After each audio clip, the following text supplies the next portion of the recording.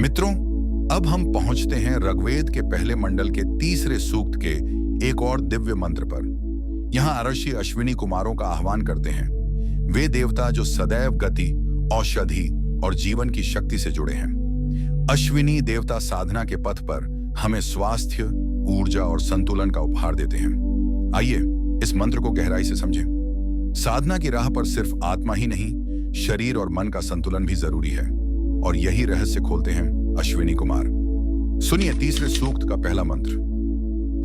अश्विना यज्ञवरी ऋषो द्रवत्पाणी शुभस्पति पुरुभुजा चनस्यतम। अर्थात, हे अश्विनी कुमारों, आप यज्ञ करने वालों को उत्तम इच्छाएं और शुभ फल प्रदान करने वाले हैं।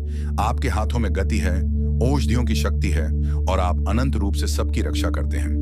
आप सबके लिए कल्याणकारी और सहायक हैं। गहराई से देखें तो अश्विनी कुमार यानी साधक के भीतर की संतुलनकारी और उपचारक शक्तियां साधना में शरीर, मन को संतुलित रखने के लिए ये शक्ति कार्य करती है। जैसे अश्विन वैद्य रोग दूर करते हैं, वैसे ही साधक के भीतर ये शक्ति विक्षेप, थकान और मानसिक अस्थिरता को मिटाती है। यज्ञवरी ऋषः यानी साधना की कामना। साधक का आह्वान है कि मेरी साधना सफल हो, मेरे भीतर की इच्छाएं यज्ञ समान शुद्ध हों। यह बताता है कि साधना केवल शक्ति पाने के लिए नहीं, बल्कि अंतर मन की शुद्धि के लिए है। द्रवत पाणी यानी शीघ्र सहायता देने वाले। जैसे ही साधक साधना में डगमगाता है, भीतर की यह अश्विनी शक्ति तुरंत सहारा देती है। यह संदेश है कि साधना में विश्वास रखो, भीतर की दैवी शक्ति तुम्हें अकेला नहीं छोड़ेगी। शुभस्पति यानी मंगल के स्वामी। साधना में जब साधक स्थिर होता है तो भीतर शुभता और आनंद उत्पन्न होता है। यह शक्ति साधना को भारी नहीं, बल्कि सुखमय और मधुर बना देती है।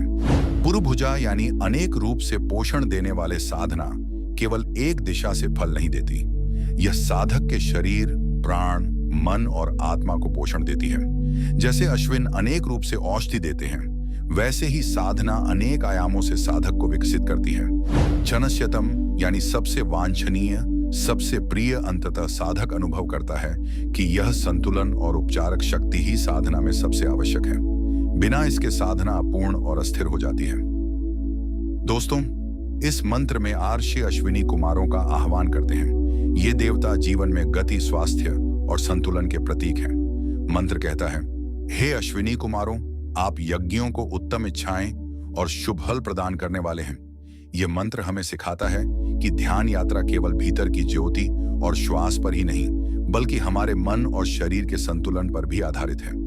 अगर यह वीडियो पसंद आए तो लाइक और सब्सक्राइब जरूर करें।